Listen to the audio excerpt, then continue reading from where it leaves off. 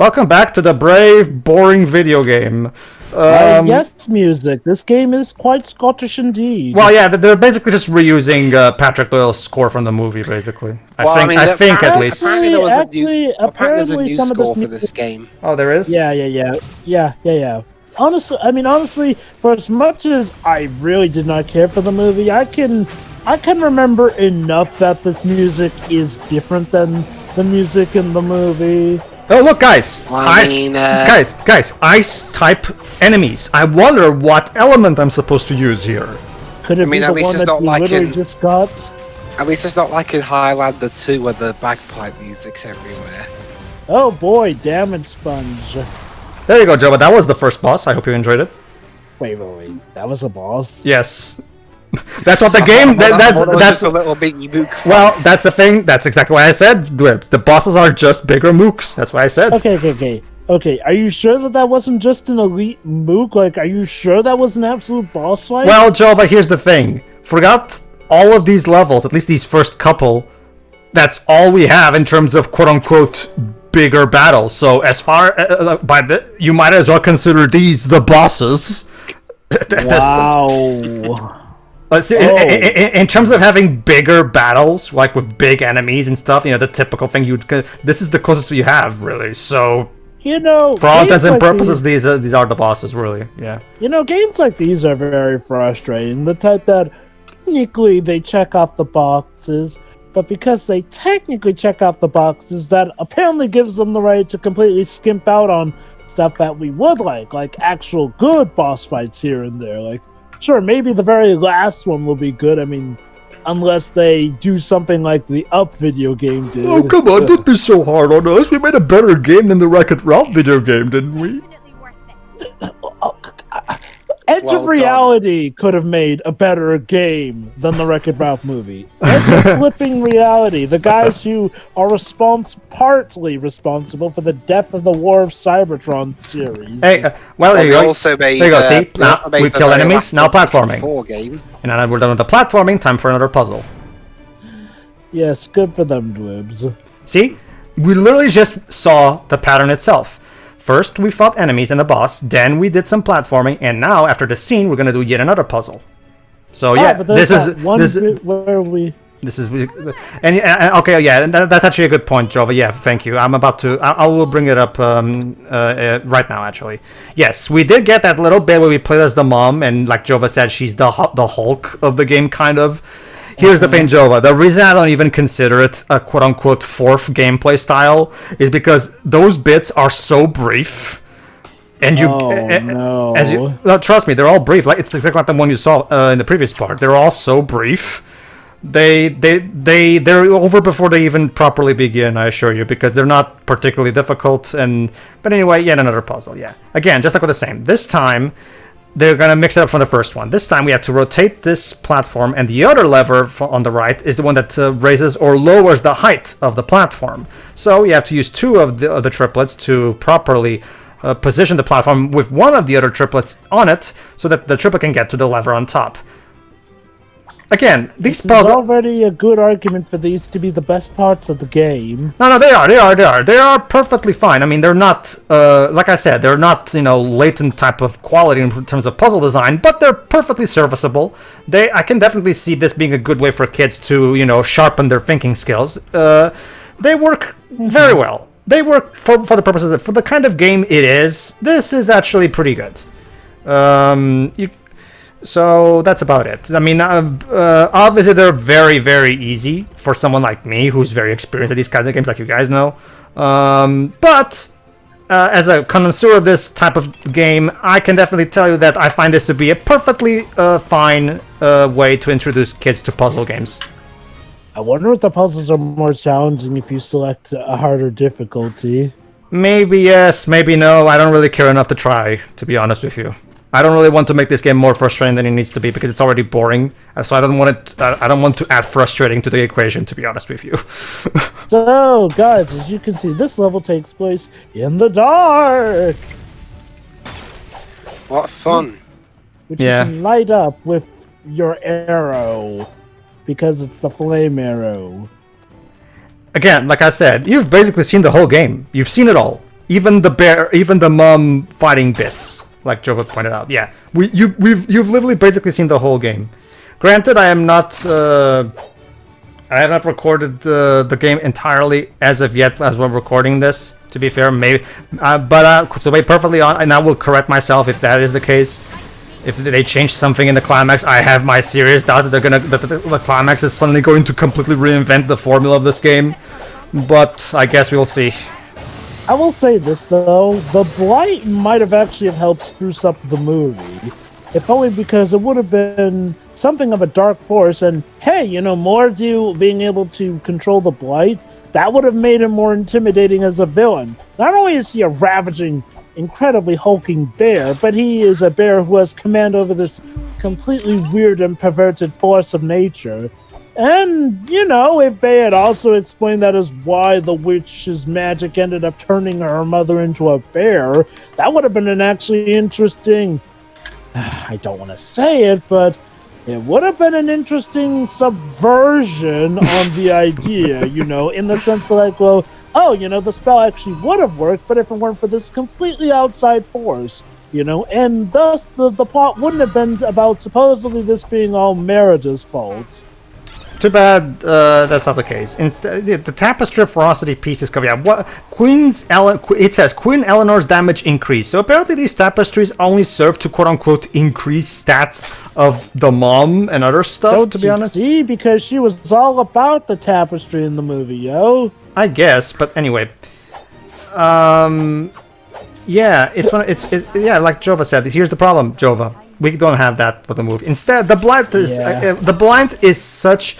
Okay, don't get me wrong, everybody. I understand that, and like the Traveler's Tales did this with their Toy Story video game, and I love the Toy Story video game.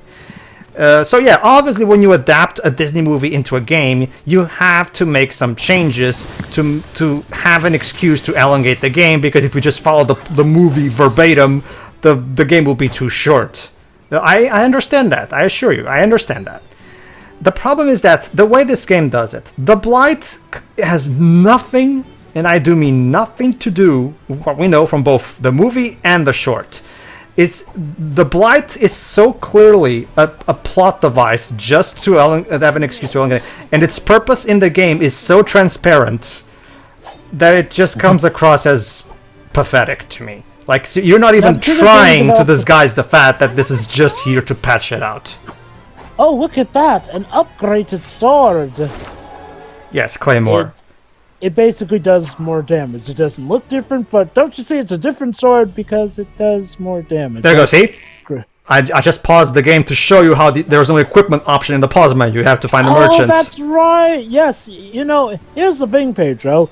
What reason does anyone have to want to go for the weaker sword? Our audience are probably wondering, seeing as how, well, as far as I can recall, pretty much all you get with each sword is that it does more damage, unless there's like an elemental variant sword or something. No. That's the thing, Jova. Whenever, as you can see from the bottom left corner, you can choose which element you want to use at any point. The elements apply to both the sword and the bow. So why doesn't the game just automatically upgrade you on the sword weapon then? Actually, it does. It's interesting to say that. I was kind of about to do that. To the game's credit, every time you get a new sword, the game will automatically equip it for you. So you don't have to go to a merchant to equip it. However, I still think the equipment menu should be on the pause menu regardless of that, just in case. Okay, because here's the thing, Jova. It's the same thing with all other equipment. Every time you get a new bow, it gets equipped for you. Every time you get a new outfit from Merida, it will get automatically equipped for you. Okay, cool, but what if I want to keep the default outfit? That means I have to wait till the next merchant to... That is a good point. Why not just put the equipment menu on the fucking pause menu? Seriously. Like, this is, like Jova said earlier, this is basic shit. Oh, God. Like, that's the thing. Even though this game technically isn't, incompetent all around, it feels incompetent in a lot of stuff that it should have gotten smacked down easy. To be fair, it's not like, and the reason I keep saying that this game is competent is because, trust me, everybody, for as much as I'm complaining, trust me, it could be worse. Yeah. Not just that, Jova. Like, trust me, when you're actually playing the game, it doesn't really matter in the grand scheme of things. Trust me, because you like I said, the better weapons will get automatically equipped, so it's not like you'll ever be at a major disadvantage, and that's basically it, really. Like wow, only 3 tapestries. There you go. See, you never really have any reason to, equip a weaker sword. It's not like It's not like an RPG where each individual weapons might have an attribute aside from its attack stats. Sometimes a sword will have, 5+5 fire element. It has fire damage. That can be a sword that can have ice damage and shit like that. That way it gives the sword an extra purpose rather than just being, something to equip until you find a stronger sword. Like, I guess the main reason is that if you want to challenge yourself, like do like one of those Nuzlocke type of challenges, like, oh, I'm gonna use the weakest weapons, and that is like literally the only reason I can think of wanting to change the weapons at that point. Mm-hmm. All right, and we finished this level. So back to the Ring of Stones, which is the official. So there you go. We never got an official name for this place in the movie. It's apparently called the Ring of Stones. There you go. See all those levels that are still there with the Blight. We have to complete all of these. There you go. This is the way the game pads things out. So now the next level is Coastal Cliffs. We just did Forest Grove, as you can see. Oh, look at that, Pedro. You missed one of the furry tapestry pieces in the first level. Oh no! Oh wait. Oh wait. I don't care. Okay, moving on. Sure, Dwibs, you guys haven't had much to say, and by God, I don't blame you. But honestly, it's a licensed game. I'm sorry. Yeah, I mean, honestly, we're having more fun in our text chat talking about cartoons. Well, that's the thing. Okay. And that's the thing. This is kind of a cartoon. It's animated. Okay. Well, guys, how about that water? Is it rendered well, would you say? Honestly, Joe, I'm more enamored by those beautiful cliffsides. Sure, question. Sure, doesn't it make you feel like you're in Scotland? Yes. Joe, but So Scotland. So Scotland looks like a low-res Wii game. Joe, No, Scotland is much prettier than this. Joe, but we have bits like this in England. Oh, okay. Well, For a moment, immersion and all that. I don't know, Shiroi. As we all know, Canada looks like an 8-bit RPG. So, but anyway,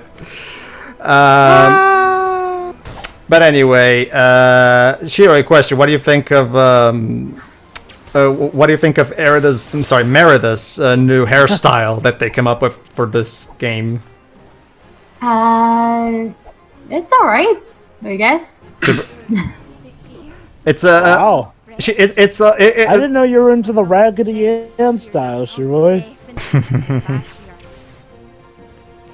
No, seriously, she looks like Raggedy Ann. Why are there coins in the plants?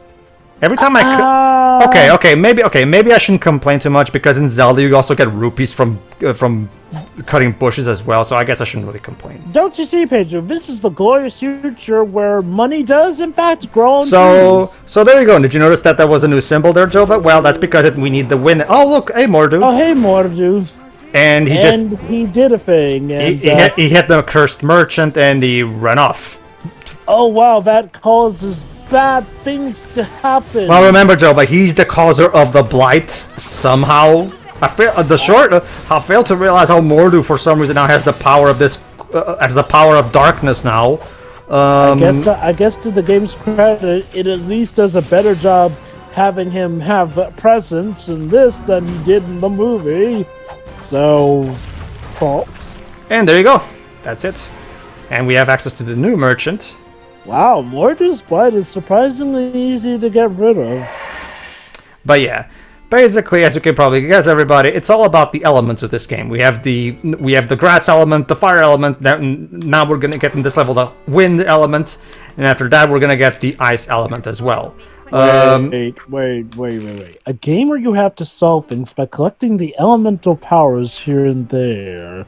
Why does that feel familiar? Final Fantasy 1. Yeah, that joke has been. But Right, so yeah, basically, we're taking stuff from a game that was made in like bloody 1987. it's like I feel like if you wanted to do this, maybe it would have been better to just turn this into an outright RPG. But the problem is that would require a longer development cycle that Disney probably didn't give Behavior. This is the problem with licensed tie-in material. More often than not, it's tied into a movie release here and there. So the game developers given that much time, and yet we have a Toy Story free video game. I tell you, yeah, that game is good actually. Yeah, that game is pretty damn good for a tie-in game. It's like I want to say it's on like the levels of Spider-Man 2 good. I thought as far as Disney goes. Don't get me wrong, Jova. I like the game. I like the game too, Jova. But really, as good as Spider-Man 2, the game. Okay. Maybe not that. Okay. I think a better example would be it's sort of on the lines of say it's as good as like the Spider-Man 3 video game. You know, like that game itself. I would argue it's much better than the Spider-Man free game, but... Okay, hear me out. When it comes to Spider-Man free video game, yes, the plot in that game isn't the best, but I feel like gameplay-wise, it pretty much just borrows from Spider-Man 2 enough to the point where I'd say it's good, just not as good as Spider-Man 2. I don't know. Jamie Fristrom's departure from the development team. For those who don't know, Jamie Fristrom was the guy who came up with the brilliant swinging system from Spider-Man 2. I love how falling into the water just causes you to puff back like nothing happened. Well, actually, to be fair, I do lose life if I fall. I know, but it's so funny looking, like not even a drowning animation or anything. To be fair, a lot of games do this, so... Yeah, fair enough. But, yeah, I mean... Look, the door conveniently opened by itself so I could go through. Oh, thanks, door. Very nice. What's this purple mist? Yeah, it's the blight, Dwayne. Maybe if you weren't busy chatting and paid attention to what I was saying, you would know. But the basic gist of it, the more doing Not this... that there's much to pay attention to. All we've got here is boring textures, boring water graphics, they're terrible. Not an excuse, as Teo would say. Not really an excuse, though. I mean, you know, there's still all story bits to commented on. Come on, Sherry Woods. Well, actually, I think it was just that said that. Story? But anyway, but whatever. I'll explain it again since it's not like it's much going on anyway. Basically, in this game, Mordu apparently is a Kingdom Hearts villain because he has the power of darkness and he can corrupt all the creatures of the land to attack Merida. I don't know why or how this was never mentioned at all in the game. Sorry, in the movie or the short. Maybe the story was written by Merida in the future, but she chose to omit that from the story because of something embarrassing that happened. It's like I said, the sad thing is that having the Blight in the actual movie would have actually made him a more threatening villain overall here. Like, yeah, here it's obviously done to give us common mooks in there, but quite honestly, the Blight does add more interesting things from Mordu.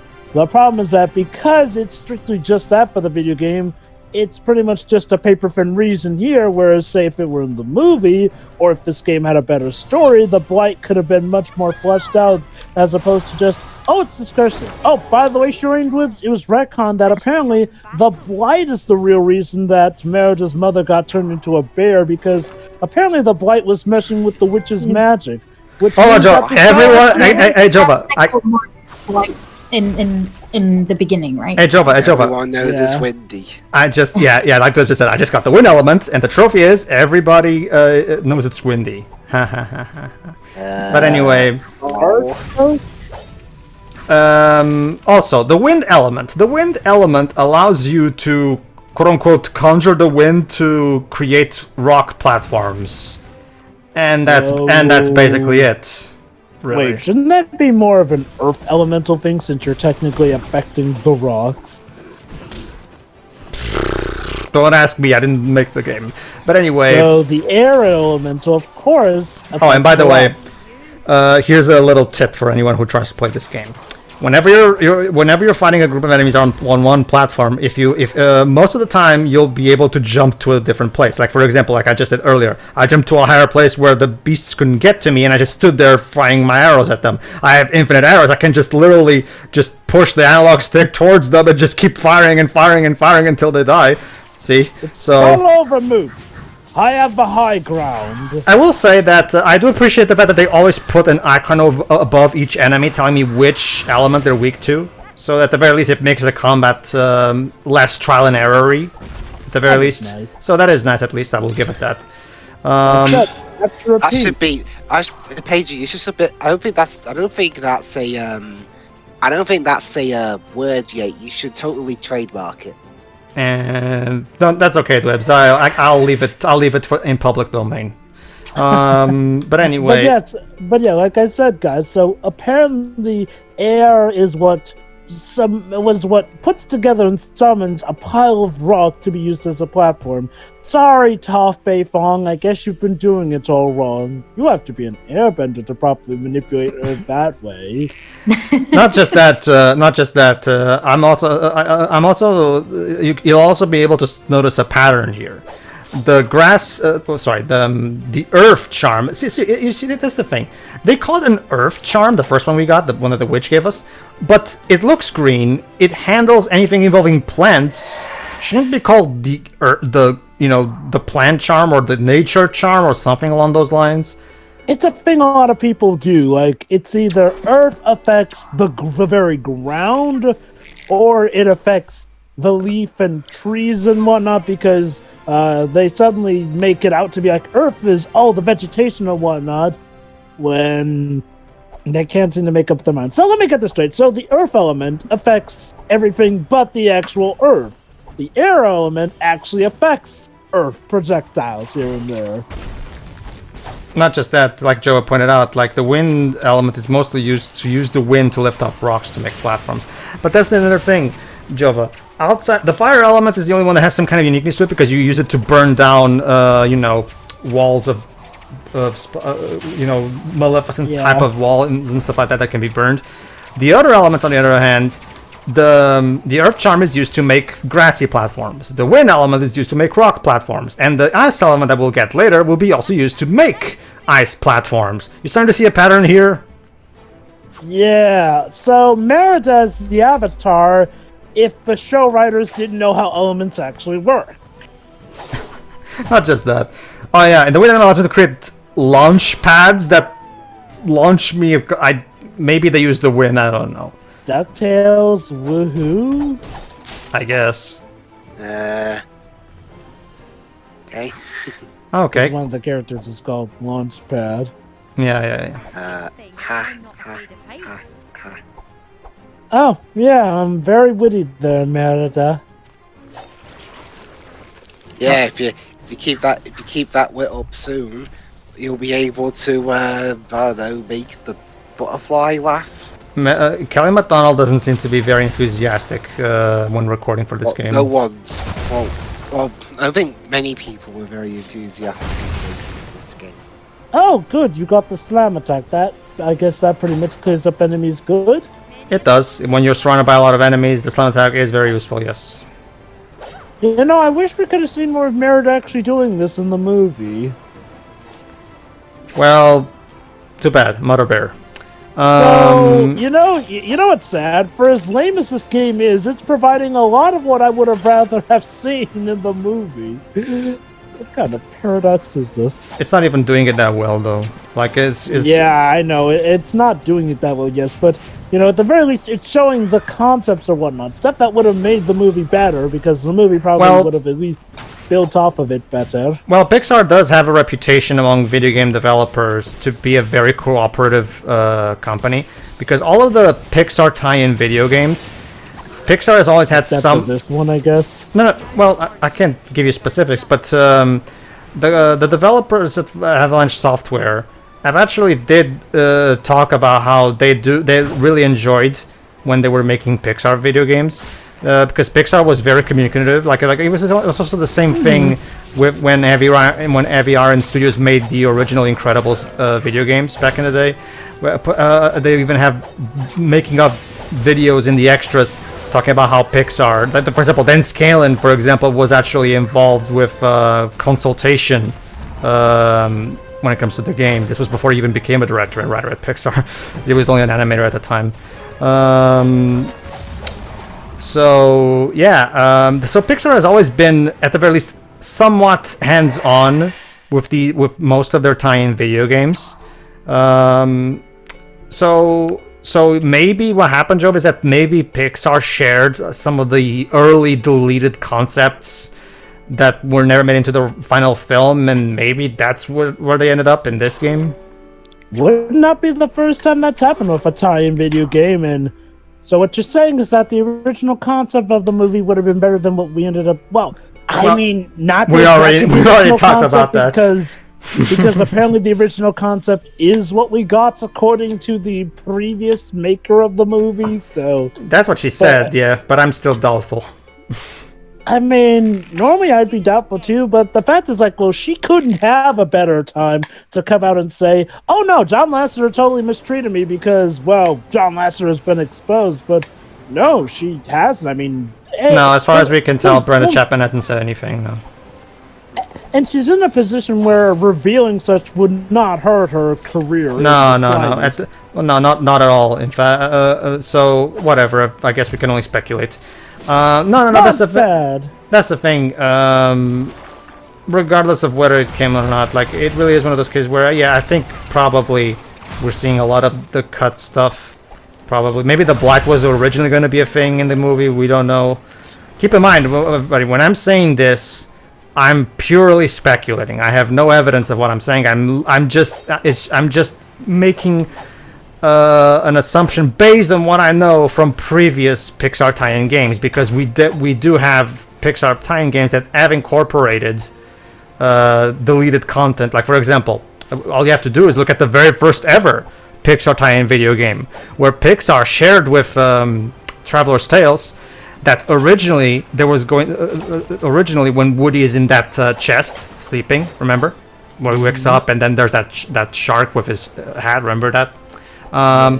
The original idea for the original thing that happened in the movie was there was going to be a nightmare sequence where Woody is dreaming about a giant Buzz coming to get him.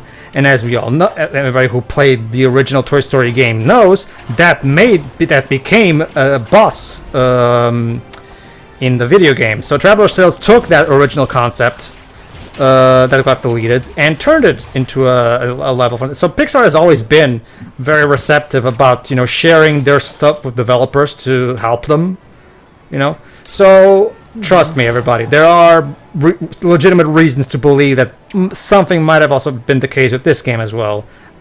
Would not surprise me, because like I said, a lot of these concepts, while done barely and paper thin in this game, again, they alone make the game arguably more interesting than the actual movie already. Mm-hmm. But yeah, going back to the talk about Toy Story 3, it's hard to gauge it. Okay, it's not as good as, say, the likes of Spider-Man 2. I guess I put it on, like, the same wavelength as the Bayformers video games, Overall good, not the best of the best, but still pretty good. Has a great opening act and everything, and the Bullseye mini game is great. Can I talk about how the ground textures look really ugly? Like, seriously, No, the art direction of this game is awful. Like, okay, the animation, like you guys said, the cutscene, the hand-drawn scenes, while not superbly animated as we've discussed, still look pleasing to the eye. This just looks butt-fuck ugly. Like, seriously. You're It's saying good? yeah. Go ahead, Liz. You were saying. Well, I guess he wasn't. I was gonna say it's the ground. I never seen the attractive fucking ground before in my life. Oh, I can list a few. Super Mario Odyssey, Sonic Mania, Okay. Actually, Sonic I have a question, Liz. Look at that wonderful cloudy weather. Would you say, at the very least, the developers have perfectly captured the UK's weather? Yes. There you go. Yes, I would also agree. So there you go. See, not all is bad in this game. See. Oh, you're right. It's time for a puzzle. Yes. But not the latent kind. So like I said, the puzzles in this game are actually perfectly fine, if you ask me. yeah, they're pretty normal environmental stuff, it seems. Like, Hey, Shuri, how about the Helltaker kind? It's all about oh god. it's all about making good use of of switching the triplets. Like you have to make sure all the three triplets have to work together to get this done. There you go. See, I have to have this triplet in that thing to keep the platform up. So obviously I'm gonna keep him there. Now I jump here. Now I switch to the other triplet so he can move. So there you go. It's all about properly choosing where each triplet is going to be. Now we need this triplet here, and there you go. Now we can just have voila. this. Now we can just have this triplet open the door for the other triplet right there on the top. There you go. And now we can just have. So again, it's one of those cases where they actually do like, and the puzzles, like I've said, as you've been able to see, the puzzles do get more elaborate as the game goes on. So it's not like they just made one type of puzzle and leave it there. They do actually have a genuine difficulty curve. So Again, those are arguably the best section of the game. However, the point is that you probably could not make a game up of those alone, or at least not, a full-fledged tie-in release. I can see it as a mobile game. As a mobile game, it would have worked fine, but as a full-blown game on consoles, not really. Alright, now that we're done with the puzzle, let's kill more enemies! Oh, do we have a supposed boss fight coming up? We have, well, see for yourself. First we have to Yes, beat these because there's those weird those tiles. Oh, there we go. Basically, they're things that keep spawning normal moves, so I have to beat them to keep them from stopping spawning lower mooks. The problem is that I haven't realized that yet, because this is because what you're watching is Blood playthrough for the most part. Wow, your range was apparently enough to take out both of them, even though they were on literal opposite sides of the island. What is even the range? That's because one of the upgrades you can have is you can increase the range of the slam attack, and I've been prioritizing that to make it more useful. So I guess the weird thing was that it's not shown by the target marker. Like you'd think that the target marker would be a good sign of the current range, but and I think I'm about to actually. Am I? No, I don't think I get the power. Or are you going to get the power attack? No, I'm pretty sure I only get the power attack later. I'm just double checking. Oh, right. Yes, there are charge shots. Whatever. Yeah, but I've also been prioritizing making the health potions heal more. So. What is the stuff about a co-op Wisp? Is this like for if you're playing co-op? Apparently, yes, but I haven't quite looked. It says co-op, or maybe it's coop. I don't know what it is. To be perfectly honest with you, Joe. That's also weird. Hey, Shira, have you been to the coop recently? Okay, Joe, but they're wisps. So I'm gonna assume the co-op of this game is the Super Mario Galaxy style of co-op. Where one player plays as the main character, and the other one plays as a wisp, possibly doing minor help things. Maybe. I'm just guessing here, but considering they call it the co-op wisp, I'm assuming that's probably what it is. Okay, for context for those outside of Britain, the co-op is basically a branch of food shops, banks, and all sorts, even funeral care. Wait, really? Nice. I didn't know that one. Don't you know how to Brit, you Brit? Siri, wow. does Wales not have many co-ops or something? I mean, we have co-ops. I just didn't know they did funeral operations. You're so bad at you're so bad at I know it's like Britain. they have banking and insurance and stuff, but I didn't know they did funeral stuff. All this and more in the next part. See ya. Where even I, a Brit, will learn about British things. Yes. Yes. See ya. See ya. See ya.